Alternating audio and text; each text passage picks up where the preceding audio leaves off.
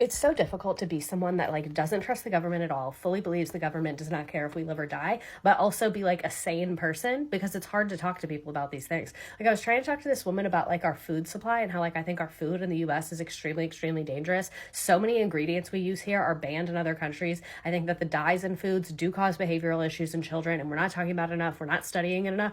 And this woman was like agreeing with me and I was like, "Oh my god, it's happening. Finally making a friend." And then she was like kind of like how vaccines cause autism and no one talks about it. And if you bring it up, everyone acts like you're crazy.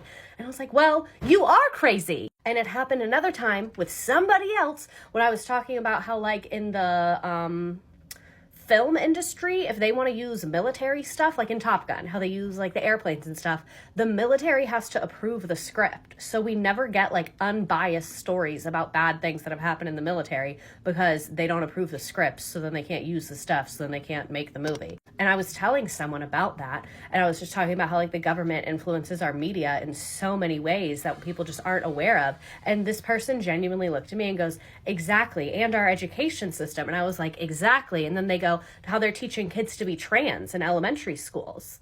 And I was like, oh my God. Oh my God. Because to me, like, there's so much bad stuff for us to talk about. Why are we making up additional problems? We have no shortage of actual problems. So why do we need to make up fake ones?